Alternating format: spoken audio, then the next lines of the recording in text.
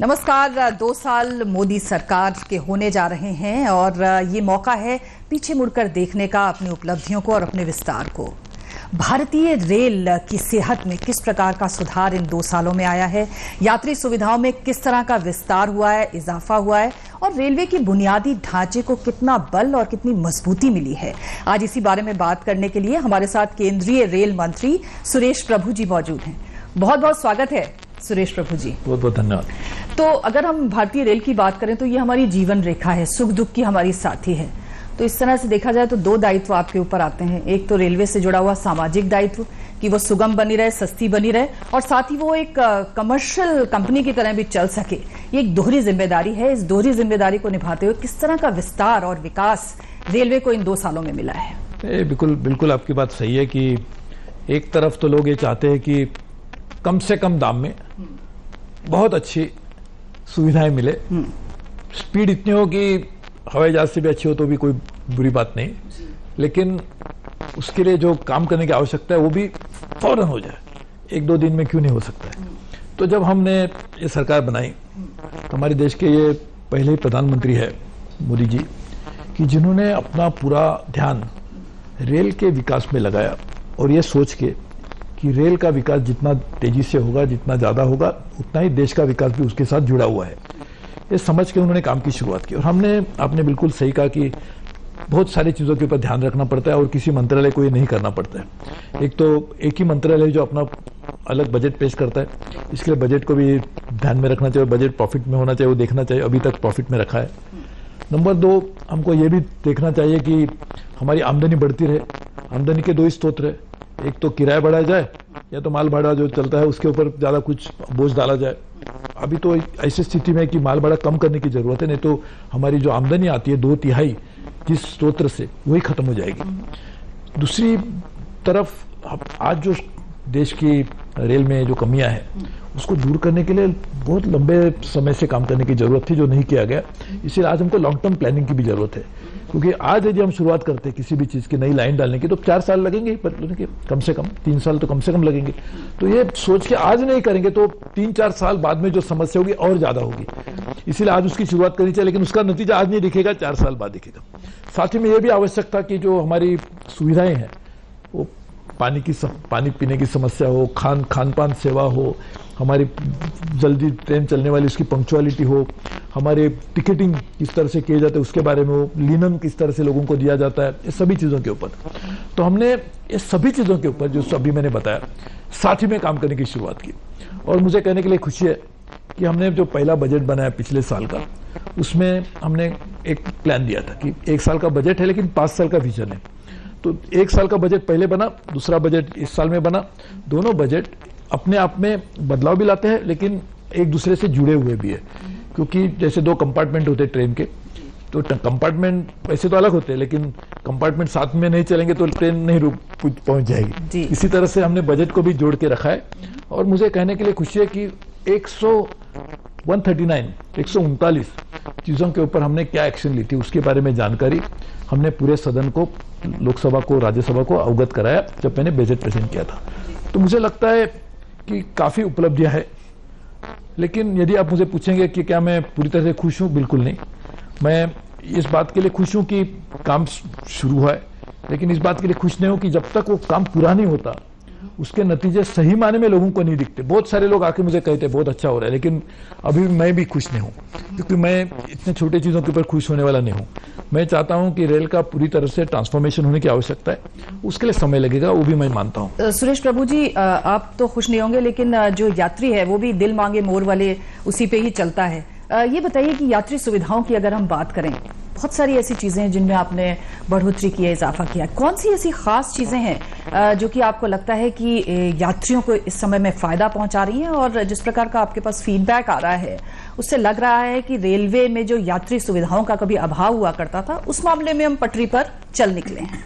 देखिए, एक तो सबसे पहले मैं कहूंगा सुविधा नहीं लेकिन असुविधा लोगों की जो है वो कम करने के लिए क्या करना चाहिए। तो असुविधा ये होती है कि कहां से पता चलेगा असुविधा है, कि आप जब मुझे शिकायत करेंगे तो पता चलेगी। तो लोगों की सबसे पहले शिकायत ये होती थी कि हम शिकायत ही नहीं कर सकते, और शिकायत करेंगे तो उसके बारे में क्या होता है हमको पता नहीं, यही शिकायत बन जाती है। यानी पहले शिकायत कुछ और थी, खान पान सेवा ठीक नहीं है, कुछ सेवा हुई शिकायत, लेकिन अब शिकायत ये बन गई कि शिकायत कोई सुनता नहीं, यही शिकायत है। तो हमने एक नया कदम उठाया, हमने कहा कि लोगों की जो शिकायतें आती है उसको डील करने के लिए कस्टमर रिस्पांस मैकेनिज्म बनाना चाहिए। इसीलिए एक अलग तरीके से ट्विटर से लेके ईमेल, जो खत आते हैं लोगों के, कोई टेलीफोन करता है, इस सभी को हमने इंटीग्रेट करने की अभी कोशिश की है। उसके बहुत काफ़ी काम हुआ है, लेकिन और भी काम और कुछ दिनों में होगा, जिसमें हम ये करेंगे कि ऑनलाइन रियल टाइम बेसिस पे आपकी सुविधा खत्म नहीं चाहिए। मैं आपको 2-3 उसके उदाहरण देता हूँ। एक हमारी बहन जा रही थी, वो प्रेग्नेंट थी, तो 5-6 लड़के उसको परेशान कर रहे थे, बच्चे, कोई लड़के लोग। उसके पति ने शिकायत की, कोई किसी ने सुनी नहीं। तो जब मेरे पास शिकायतें रात के 12 बजे के बाद, तो हमने फौरन एक्शन लिया और उसको अगले स्टेशन पे 6 जो लड़के थे उनको अरेस्ट करा दिया। एक शिकायत आई कि हमारे पास टीटी पैसा मांग रहे थे, हमने उसको इमीडिएट ट्वीट करके बोला फोटो भेज दीजिए। फोटो मिल गया, हमको पता चला सही हो सकता है, हमने भी जानकारी ले ली। अगले स्टेशन के ऊपर उसको चार्जशीट किया दिया गया। इस तरह के बहुत सारे मैं आपको मिसाल देता हूं, लेकिन ये क्यों कह रहा हूं कि ये सिस्टम से ही कस्टमर सर्विस में सुधार आते हैं। क्योंकि यदि आपको पता चलता है कि एक ही कहीं स्टेशन से कंप्लेंट आ रही है, जैसे कि इटारसी से आ रही है या कोई एक सेक्शन से आ रही है, कि जैसे केटरिंग के आ रही है, तो हमको पता चलता है कि इसमें क्या कुछ कमियां हैं, इसके लिए कंप्लेंट्स आ रहे हैं। जैसे मैं जब मंत्री बना तो कोई 100 किसी के कम्युनिकेशन आते थे तो 95 कंप्लेंट्स ही हुआ करते थे। आज उसका एकदम बिल्कुल उल्टा बात हो गई, आज लोग काफी उसकी सराहना भी करते हैं। तो इसके लिए क्या क्या सुधार हुए, तो एक तो पहले हमने पूरी मात्रा में ट्रेन में इंटीरियर चेंज करने की शुरुआत की है। मैंने देखा चार्जिंग पॉइंट नहीं थे, जो नए नए कोच आ रहे हैं उसमें चार्जिंग पॉइंट लगेंगे, सब जगह पे एक कूड़ादान करने के लिए भी कुछ रहेगा। साथ ही में टॉयलेट्स को हमने बायो टॉयलेट्स ज्यादा बढ़ा रहे हैं। खान पान सेवा को सुधार लाने के लिए ई कैटरिंग की शुरुआत की, यानी आपको यदि मेरे से ही खाना लेने की जरूरत नहीं, आपको कोई भी चॉइस का जो खाना है आपको मिल जाएगा। साथ ही में पूरी तरह से केटरिंग पॉलिसी को बदलाव ला रहे, जो बेस किचन लगाएंगे ताकि लोगों को बेस किचन से खाना मिले, उसके ऊपर पूरी तरह से मैकेनाइज होगा, ह्यूमन टच नहीं होगा, यानी क्वालिटी फूड लोगों को मिलेगा। और जो कॉन्ट्रैक्टर आज पूरी तरह से काम करता है उसका काम इतना ही सीमित रहेगा कि जो खाना बना हुआ है उसके ऊपर पूरा हमारा निगरानी है, इसके लिए कंट्रोल है, वही खाना सिर्फ डिलीवर करने का काम वो करेगा। यानी इस तरह से केटरिंग में सुधार आएंगे। IRCTC की वेबसाइट के बारे में बहुत शिकायत थी, हमने काफी बदलाव किया है, लेकिन ये भी बात सही है कि हमारे जो पूरे विश्व में यहीं पे नहीं, हैक करने वाले लोग या कोई ना कुछ सिस्टम के साथ खिलवाड़ करने वाले लोग की संख्या भी बढ़ रही है। वो भी ये कोशिश करते रहेंगे, जिस तरह से चोर है, पुलिस जितने अच्छे काम करेंगे उतने चोर उससे ज्यादा करने की कोशिश करते, तो इससे हमको ये कॉन्स्टेंटली उसके ऊपर काम करना पड़ेगा, लेकिन उसमें भी काफी सुधार हुआ है। साथ में अभी मैकेनाइज्ड लॉन्ड्री की हमने शुरुआत की, ताकि आपको जो कंबल मिलता है वो धोया हुआ नहीं होगा तो आपको कैसे उसको अच्छी तरह से आप नींद सो सकते हैं। तो इसके लिए उसमें भी मैकेनाइज्ड लॉन्ड्री से बन के आएगा। और नई एक सिस्टम शुरू किया है, आपको डिस्पोजेबल बेड रोल, आप जब IRCTC की टिकट बुक करेंगे तो आप बेड रोल बुक कर सकते हैं, वो आपके समय घर में ले जाइए। आपको चाहे तो आप चाहे तो उसका पैसा आपने लिया तो ले जाइए। तो इसके भी काफी सुधार हुआ है। हमने इंटीरियर ऑफ ट्रेन को सुधार करने के लिए एक महामाना एक्सप्रेस शुरू की थी। अभी हम कोशिश करें कि पूरे के पूरे जितने 65,000 ज्यादा हमारे जो कोचिस है उसको भी कम समय में रिट्रोफिट किस तरह से किया जाए, ताकि उसके भी इंटीरियर की सुविधा सुधरेगी। प्लेटफॉर्म के ऊपर बहुत सारी जगह पर फर्स्ट टाइम इतने बड़े पैमाने पे कभी नहीं हुआ था, हम लोगों ने एस्केलेटर लगाने की शुरुआत की। कहीं लगा पर ट्रैवलर लगा लगे। एक रत्नागिरी जैसा एक छोटा गांव, 20-25 हजार की पॉपुलेशन, वहां पे इतना बन गया, लोग नहीं सोच सकते कि प्रभु जी कई बार वो चलते बहुत लेट हैं, वो 7:30 बजे से शुरू होता है। बिल्कुल सही है, इसके ऊपर अभी ये लोकल इशू है और हमने वो भी देखा है। दिल्ली के स्टेशन में भी ऐसा है। बिल्कुल सही है आपका, ये मैं मानता हूँ बात को, क्योंकि मेरे पास भी ये शिकायत आती है। तो हमने स्ट्रिक्ट इंस्ट्रक्शन GM BM को दिया और जहां पे भी इस तरह की गलती को करेंगे उसके ऊपर एक्शन भी ली जाएगी। लेकिन ये बिल्कुल सही है, वो चलना चाहिए अपने, तो मतलब क्या है, वो क्या कोई मॉन्यूमेंट नहीं है देखने के लिए आके देखो, 24 घंटे के लिए होना चाहिए। अच्छा प्रभु जी ये बताइए कि जो आपके स्टेशन हैं वो साफ सुथरे रहे, इसके लिए खास तौर पे आप ड्राइव भी चला रहे हैं, स्वच्छता मिशन से भी जुड़ रहे हैं और 400 के करीब स्टेशन को आप रीडेवलप कर रहे हैं। ये प्लान आपका कैसा चल रहा है पिछले दिनों और इसमें क्या कुछ बढ़ोतरी देखने में आ रही है? तो एक तो 400 स्टेशन हमने इसके लिए चुने कि सबसे ज्यादा ट्रैफिक 400 स्टेशन के ऊपर है।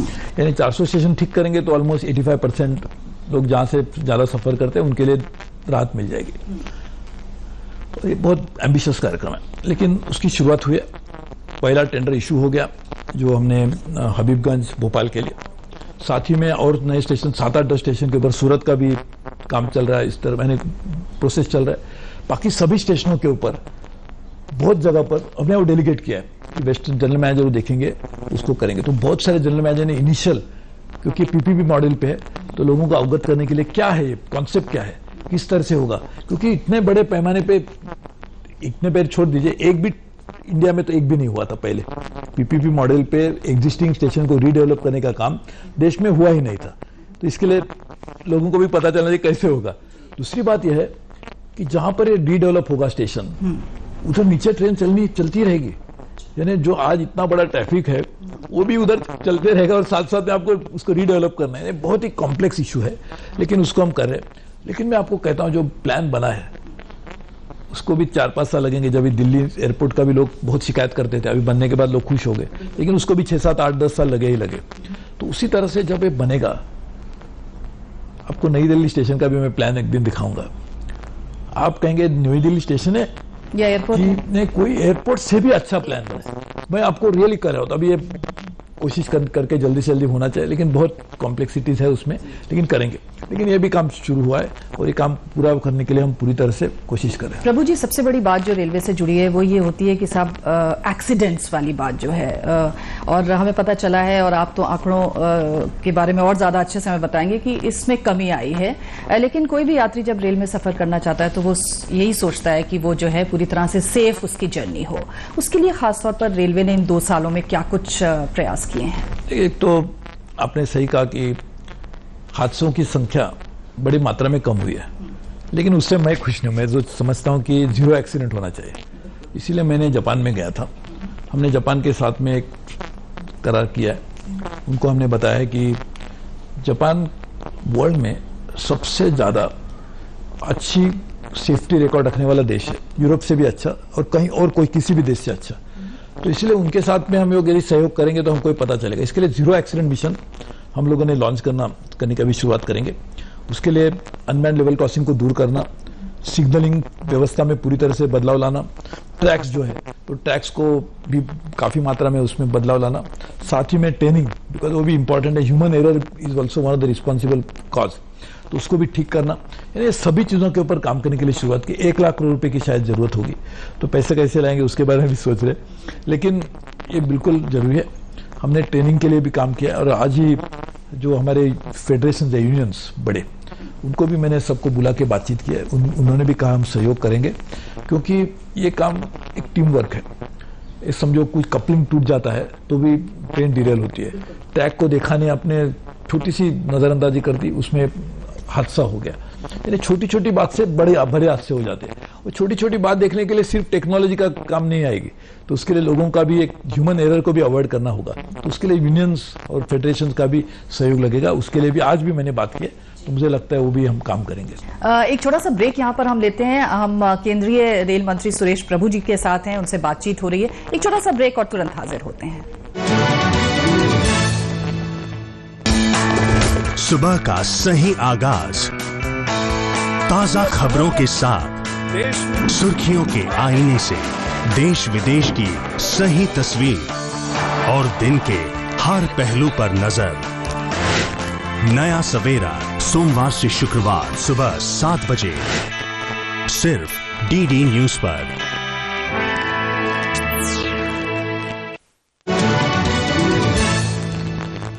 एक बार फिर से आपका स्वागत है। 2 साल मोदी सरकार के, और इस दौरान रेलवे में क्या कुछ प्रगति हुई, क्या कुछ विकास हुआ, आज इसी के बारे में जानने के लिए हमारे साथ केंद्रीय रेल मंत्री सुरेश प्रभु जी मौजूद हैं। प्रभु जी, गति की बात कर लें, माना जाता है कि हमारी ट्रेन अगर दुनिया की ट्रेन से उनका मुकाबला किया जाए तो कम गति की हैं। आपने हाल ही में गतिमान शुरू की है। हर रेल यात्री सोचता है कि वो फर्राटे से, जैसे कि आपने शुरू में कहा कि हवाई जहाज की रफ्तार से पहुंच जाए। किस प्रकार से अपनी रेलों की रफ्तार को बढ़ाने पे आपने काम किया है 2 साल में? एक तो आज जो हमारी ट्रेन जिस स्पीड से चलती है उसमें तो बहुत बड़े पैमाने पे सुधार करने की जरूरत है। एवरेज स्पीड बढ़नी चाहिए, यानी गतिमान एक्सप्रेस हमारी हाई स्पीड रेलवे आएगी तो ठीक है, वो तो एक अपने अपने चलेगी, लेकिन एवरेज स्पीड, पूरे रेल नेटवर्क की एवरेज स्पीड बढ़ने की जरूरत है। उसके लिए क्या क्या करें मैं आपको बताता हूँ। एक तो हम कुछ नए ट्रेन के प्रोडक्ट शुरू कर रहे हैं, जैसे उदय एक्सप्रेस रहेगी, ओवरनाइट ट्रेन चलेगी, तेजस चलेगी, वो भी काफी अच्छी फैंटास्टिक प्रोडक्ट रहेगा, लेकिन वो कुछ लोगों के लिए। हम एक अंत्योदय एक्सप्रेस चालू करें, वो भी लोगों के लिए। ये तो एक प्रोडक्ट्स बन गए, लेकिन पूरी व्यवस्था में सुधार लाने के लिए हम लोग जो ट्रैक को रिन्यूअल करने की कोशिश करें, जिससे सिग्नलिंग व्यवस्था बदल करे, वो तो सेफ्टी एक उसका अंग ही है, लेकिन उसका बाय प्रोडक्ट स्पीड बढ़ने में भी होगा। और साथ ही में हमने ट्रेन सेट, अभी एक ट्रेन सेट करके मैंने पिछले बजट में कहा था, थोड़ा उसमें देरी हुई है, वो टेंडरिंग प्रोसेस में कोई ये थी, उसके लिए हमने वापस रीटेंडरिंग करे, लेकिन वो ये व्यवस्था पूरी होगी तो उसमें भी ट्रेन की स्पीड बढ़ेगी। हमने एक स्पेनिश कंपनी है टैल्गो नाम की, उनका कहना है, अभी वो एक्सपेरिमेंट है, अभी इसके लिए मैंने एक दावे से नहीं कह सकता, होगा ही, उनकी अभी एक्सपेरिमेंटल ट्रेन सफर अभी होगी। उनका कहना है कि कम से कम 5-6 घंटे कम दिल्ली मुंबई का सफर कम होगा एग्जिस्टिंग ट्रैक के ऊपर, यानी पूरी स्पीड बढ़ाने के लिए ये करे। साथ ही में हमारा जो आज स्पीड कम होने का एक जो कारण है, एक तो लेवल क्रॉसिंग स्टॉपेजेस, कुछ लोग चाहते हैं मेरे घर में ट्रेन रुक जाए, 2 मिनट रुकाइए, कुछ लोग मुझे भी कहते हैं आप 5 मिनट के लिए अमेरिका आइए ना, बोला अमेरिका में 5 मिनट के लिए क्यों, आने के लिए 1 दिन, आने के लिए वापस 1 दिन, 5 मिनट के लिए, वैसे लोग 2 मिनट के लिए ट्रेन रुका दी। वो 2 मिनट ट्रेन रुकते हैं, उसकी वजह से हर जगह आपके पास रुकी तो आपके पड़ोस दूसरे शहर रहने वाले, अरे मेरे पास, उनके पास 2 मिनट रुकते, हमारे पास 1 मिनट रुकाई, ये रुकते रुकते ट्रेन रुकती जाते, वापस पहुंचती नहीं। तो ये तो स्टॉपेज के कारण, उसके लिए उसके ऊपर रिव्यू करना पड़ेगा। कुछ हम लोगों ने किसी कारण, टेक्निकल रीजन की वजह से और वजह से कुछ स्पीड कंट्रोल रखे थे, तो स्पीड कंट्रोल हम पूरी तरह से रिव्यू कर रहे हैं, ट्रैक का पूरी तरह से काम होगा। और बड़ी बात जो होगी 2019 तक हम कोशिश करें पूरा करने की, जो हमारे डेडिकेटेड फ्रेट कॉरिडोर है वो बन जाता है, तो आज एक ही ट्रैक के ऊपर गुड्स ट्रेन भी चलती है, उस पर एक्सप्रेस गाड़ी भी चलती है, उस पर पैसेंजर गाड़ी भी चलती है, यानी आप रास्ता देखिए, एक रास्ते में बैलगाड़ी भी चलेगी, घोड़े की गाड़ी भी चलेगी, हाथ गाड़ी भी चलेगी, रिक्शा भी चलेगी, साइकिल भी चलेगी और मर्सिडीज कार भी चलेगी। तो मर्सिडीज कार की स्पीड भले ही 200-300 किलोमीटर जा सकती है, लेकिन वो 20 किलोमीटर से आगे जा ही नहीं सकती। यही आज हालत है। इसके लिए हम पूरी मात्रा में वो डेडिकेटेड फ्रेट कॉरिडोर भी कंप्लीट करके उसका जो ट्रैफिक है वो भी एक डेडिकेटेड से जाएगा, तो उनकी भी स्पीड बढ़ेगी। आज गुड्स ट्रेन कब पहुंचेगी एक शायद ज्योतिषी बता सकता है। जी, मैं इसी पे आ रही थी कि खासतौर से ये जो डेडिकेटेड फ्रेट कॉरिडोर्स हैं, इसकी बहुत बड़ी दरकार है। किस प्रकार की प्रगति इस काम में चल रही है और ये कब हकीकत में आ जाएंगे? इन 2 सालों में अगर हम इसकी प्रगति की रिपोर्ट लेना चाहें तो आप क्या बता सकते हैं? 2 साल में हमने क्या किया मैं आपको बता दूं। एक तो 85,000 करोड़ का एक प्रोजेक्ट है, लेकिन उसकी कॉस्ट और उसका फाइनल अप्रूवल ही कैबिनेट से नहीं लिया गया था। तो हमने मंत्री बनने के बाद कैबिनेट से अप्रूवल करके आज उसका पूरा कॉस्ट बन गया, तो cabinet has approve the entire project. ये बहुत बड़े काम। दूसरा, हमने पिछले 1 साल में जितने टेंडर्स दिए, जो टेंडर पिछले 7-8 साल में भी नहीं दिए गए थे, और आज जो और 1-2-4 महीने में पूरी टेंडरिंग प्रोसेस कंप्लीट हो जाएगी, यानी काम की शुरुआत होगी। लैंड एक्विजिशन भी बड़ी मात्रा में हुआ है, उसमें भी कुछ टेक्निकल इश्यूज है, राज्य सरकार से बातचीत होती रही है, तो वो भी काम पूरा होगा। साथ ही में उस काम को पूरा करने के लिए हमने सभी हर वीक का मॉनिटरिंग कर रहे हैं, हर वीक का क्या हुआ क्या नहीं, क्यों वजह क्या है। और हमने कह दिया है लोगों को भी, जो कंपनी के लोग हैं, इंडिविजुअल जिम्मेदारी रहेगी, आप नहीं कर सकते तो कुर्सी पे बैठ के आप कुछ सिर्फ अधिकार नहीं चला सकते, काम करना होगा। तो इस तरह की एक व्यवस्था हमने बनाई है। तो ये भी एक काम अपने आप में बहुत बड़ी उपलब्धि होगी, और हुआ है, उसके नतीजे भी आपको दिखाई देंगे, क्योंकि पहले तो पता ही नहीं चला कब तक होगा।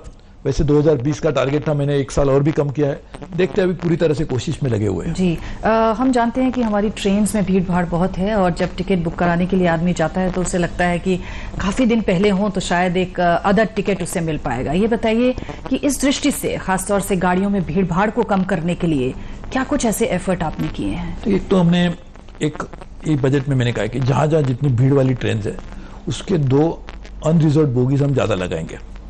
तो ये होगा कि आपको नहीं जगह मिली तो ज्यादा लोग हैं तो 2 अनरिजर्व्ड बोगीज में लोग जाएंगे। साथ ही में हम लोग कर रहे विकल्प सेवा हमने शुरू किया है कि आपको टिकट नहीं मिला तो ऑटोमेटिकली हम नेक्स्ट ट्रेन में कहाँ आपको एकोमोडेट कर सके वो भी देख लेंगे। और ज्यादा ट्रेन, अभी डबल डेकर ट्रेन जहां जहां संभव है वो छोड़ने की कोशिश करें। दिल्ली टू लखनऊ एक डबल डेकर ट्रेन शुरू की थी, उसमें कैपेसिटी ज्यादा बढ़ती है, फ्यूल कॉस्ट भी इतनी ज्यादा नहीं बढ़ती, लोगों को ज्यादा सुविधा होती है, यानी कैपेसिटी ऑगमेंटेशन की ये बात है। साथ ही में नई ट्रेन शुरू करनी चाहिए, लेकिन वो नई ट्रेन जितनी ज्यादा शुरू करेंगे आज, तो आज ही इतना ट्रैफिक है तो और भी डिले हो जाएंगे। इसके लिए जो हमने काम की शुरुआत की है, हर स्टेशन के ऊपर अभी बोर्ड हम लगाएंगे कि क्या क्या काम ये स्टेशन पे हो रहा है, 3 साल में क्या पूरा होगा, तो लोगों को भी एहसास होगा। मैं आपको कहता हूं दावे से कि दिल्ली टू कलकत्ता, ये जो हमारा कॉरिडोर है वो सबसे ज़्यादा आबादी वाले राज्यों से जाता है, बिहार, यूपी जैसे। तो यही ज़्यादा से ज़्यादा 150% ज़्यादा कैपेसिटी से ज़्यादा कंजेस्टेड है, और उसमें भी वो हार्ट में प्रॉब्लम है, ये तो हमको पता चले, लेकिन हार्ट में कौन सी आर्टरी में प्रॉब्लम है वो भी इंपॉर्टेंट है। तो उसकी जो इंपॉर्टेंट आर्टरी है वो है इलाहाबाद टू मुगल सराय, उसमें सबसे ज़्यादा कंजेशन है। तो हमने उसके लिए काफ़ी काम करने की शुरुआत की, 3-4 साल में कम होगी। वो जब कम होगी तो और ज़्यादा ट्रेन भी हम छोड़ सकते हैं। जो भीड़ का जो इशू है वो डिमांड सप्लाई इशू है। आज भीड़ इसीलिए होती है क्योंकि जितनी मांग है उतनी आपूर्ति नहीं है। तो जब तक आप आपूर्ति बढ़ाने के लिए कोशिश नहीं करेंगे, ऑगमेंटेशन ऑफ कैपेसिटी, लेकिन वो कब करेंगे? जब तक सिर्फ नई गाड़ियां छोड़ के वो आपूर्ति नहीं हो पाएगी और प्रॉब्लम हो जाएगा, क्योंकि रास्ते पे पहले ही भीड़ है तो और 10 गाड़ियां छोड़ देंगे। रास्ते की भीड़ नजर में आती है क्योंकि बम्पर टू बम्पर ट्रैफिक लगता है। रेलवे में बम्पर टू बम्पर नहीं दिखता है क्योंकि एक ट्रेन और कोई आगे खड़ी होगी, लेकिन वो पहली ट्रेन नहीं छूट पाती जब तक आगे की ट्रेन को ग्रीन सिग्नल नहीं दिया जाता। तो इसीलिए ये सभी चीजों के ऊपर काम हो रहा है। मैं आपको कहता हूं 3 साल में, इसके लिए मेरे बजट स्पीच में कहा था 2020, ये उम्मीद है, कोशिश है, इरादा है कि हम 2020 तक आपको जब चाहे वो टिकट मिलने की स्थिति में ला देंगे। क्या बात है।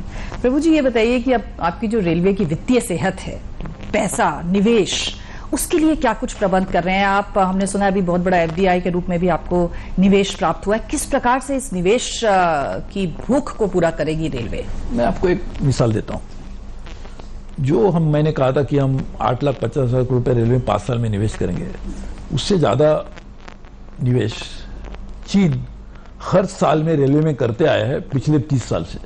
इसके लिए आज रेल की हालत आपको अच्छी दिखाई दे रही है। तो आपको भी वही करना चाहिए जो चीन जैसे देशों ने किया, कि आपको हालत सुधारने के लिए निवेश करना चाहिए। एमट्रैक, अमेरिका की बहुत पुरानी company, American track company, Amtrak की हालत इतनी खराब हुई, उसके दोनों ने, आज किसी ने अच्छी तरह से रिसर्च किया कि उसमें और इसमें क्या सिमिलैरिटीज है, तो एमट्रैक ने निवेश ही नहीं किया। तो निवेश नहीं किया, उसके लिए उनका नतीजा हुआ, जैसे कि बीआईएफआर कंपनी हमारे पास कहते थे, सिक कंपनी बन गई, तो बीआईएफआर के पास चली गई। तो सिक कंपनी हुई क्यों? क्योंकि जो कंपनी चलाने की जो आवश्यकता थी वो आपने काम नहीं किया। तो इस तरह से रेलवे में आज हम काम वो नहीं करेंगे जो करने की जरूरत है, तो रेल की वित्तीय स्थिति नहीं सुधरेगी। वित्तीय स्थिति ज्यादा न सुधरने के कारण क्या है?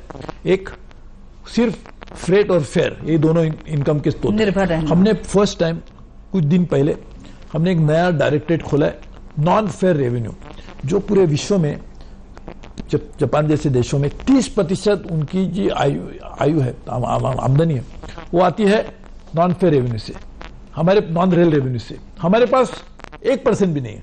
तो हमने वो बनाने के लिए नया डायरेक्टरेट खोला है, उसके ऊपर काम करने की शुरुआत की। दूसरे साइड पे ऑगमेंटेशन होगा कैपेसिटी का, जो अभी हम कर रहे हैं, उससे भी नए स्रोत मिलेंगे आपको, कैपेसिटी बढ़ेगी, ज्यादा ट्रेन चलेगी, गुड्स ट्रेन चलेगी, तो एक रेवेन्यू बढ़ेगा। और भी कॉस्ट ऑप्टिमाइजेशन हम कर रहे हैं कि आपको सुनने में हैरान होगी, ये साल में हमने 9-10 हजार करोड़ रुपया हमने कॉस्ट को कम किया। ये कभी हुआ ही नहीं था। सरकार में हमेशा आप देखते हैं कि खर्चा कितना बढ़ना चाहिए। आपने क्या अच्छा काम किया, पिछले साल से 10% खर्चा बढ़ा है। खर्चा बढ़ा है तो आमदनी तो बढ़ी नहीं, खर्चा बढ़ा से क्या किया? तो हमने खर्चा कम करने की भी कोशिश करे, यानी इंक्रीजिंग इनकम, खर्चा भी कम करो ताकि रेल की आर्थिक स्थिति में सुधार आएगा, इस पर कोशिश कर रहे हैं। खासतौर से रेल को एनर्जी एफिशिएंट बनाने के लिए क्या प्रयास चल रहे हैं, और इलेक्ट्रिफिकेशन के लिए भी, और बाकी जो अपारंपरिक स्रोत हैं उनका कितना इस्तेमाल रेलवे कर पा रहा है? बिल्कुल सही आपने कहा कि रेल में, वैसे भी रेल ये रोड से ज्यादा एनवायरमेंट फ्रेंडली है, लेकिन ये कह के बात पूरी नहीं होती, क्योंकि रेल को अच्छा और भी एनवायरमेंट फ्रेंडली करना चाहिए। इसके लिए हमने ये साल में, हमारा टारगेट था 3,000 करोड़ से ज्यादा, हम लोगों ने रेल के इलेक्ट्रिसिटी बिल में सेविंग किया। अभी हमारी पूरी तरह से एनर्जी ऑडिट चल रहा है, एलईडी लाइट्स को पूरी तरह से लगाएंगे, और जहां जहां संभव 1,000 मेगावाट हमारा टारगेट रखा है, हम सोलर एनर्जी लगाएंगे। सबसे पहला रेलवे का एक, हमने जैसलमेर में एक विंड टर्बाइन भी शुरू किया। वेस्ट टू एनर्जी वो भी रेलवे के लिए कर रहे हैं, यानी और पेड़ लगाने जा रहे हैं। हमारा टारगेट है, राज्यों को मैंने अपील किया, यदि राज्य चाहते हैं तो बहुत बड़े पैमाने पर हम पेड़ लगाएंगे। यूपी, अपना पंजाब और हरियाणा के साथ में एग्रीमेंट भी हो गया। हमारे पर्यावरण मंत्री प्रकाश जावड़ेकर जी को भी यहाँ आए थे, उनको भी मैंने विनती की, उन्होंने भी कहा हम पूरी तरह से मदद करेंगे। यानी पर्यावरण को ध्यान में रखते हुए एनर्जी एक पर्यावरण को बढ़ावा देने वाली या पर्यावरण को खराब करने वाली एक बात है, एनर्जी एनवायरनमेंट एक ही सिक्के के दो अलग अलग पार्ट है, तो इसके लिए हम उसके ऊपर भी ध्यान दे रहे हैं। साथ ही में पानी एक बहुत इंपॉर्टेंट पर्यावरण से जुड़ा हुआ विषय है, तो हमने पूरी तरह से वाटर ऑडिट की शुरुआत की कि रेल कम से कम पानी का खपत करे। साथ ही में आपके जो हमारे पास पुराने रेल में बहुत बड़ी लैंड है, तो जहां जहां पर वाटर बॉडीज थे, वो वेल होंगे, पॉन्ड होंगे, नाले होंगे, जो भी होंगे, उसको रिस्टोर करने का काम हमने शुरू करने को ये साल में कहा है। रेन वाटर हार्वेस्टिंग करेंगे, क्योंकि बिल्डिंग्स काफी है, तो आप रेन वाटर हार्वेस्टिंग करते तो ऑटोमेटिकली आपको जितना पानी चाहिए उतना आपके बिल्डिंग में आपको मिल जाएगा। यानी बड़े मात्रा में पर्यावरण को ध्यान में रखते हुए एक बहुत बड़ा काम करने की शुरुआत की। जो भी वर्कशॉप है उनको भी हमने कहा है कि आपका एनवायरमेंट कंप्लायंस होना चाहिए, यानी ये एक बहुत बड़ा। जी प्रभु जी, रेलवे पे तो खैर पूरी रेल है जो सवालों की हो सकती है, लेकिन चलते चलते क्या प्राथमिकता है अब आने वाले समय के लिए, सर्वोच्च प्राथमिकता जिसको कह सकते हैं? देखिए, मैं तो समझता हूँ कि काम पूरा नहीं होगा जब तक, जैसे हम चले दिल्ली से कलकत्ता पहुंचना है तो बीच में अच्छा स्टेशन लगता है तो लगता है अच्छा स्टेशन है, लेकिन कलकत्ता जब तक नहीं पहुंचते तब तक अपना सफर पूरा नहीं होता। उसी तरह से मेरा जो सफर है वो जब पूरा होगा, जब रेल सही माने में अच्छी तरह से चलती है, ऐसा एहसास हर रेल में सफर करने वाले आदमी को होगा, तब तक मैं मानता हूं सफर की शुरुआत है। अब हम सब लोग हम सफर है, मिलके काम करेंगे ताकि लोगों की जिंदगी में जो समय वो ट्रेन में बिताते हैं उनको अच्छा सेवा करने का मौका हमें मिले, यही हमारी चाहत है। जी, हमारी शुभकामनाएं आपके साथ हैं। बहुत बहुत शुक्रिया हमसे बात करने के लिए, धन्यवाद आपका।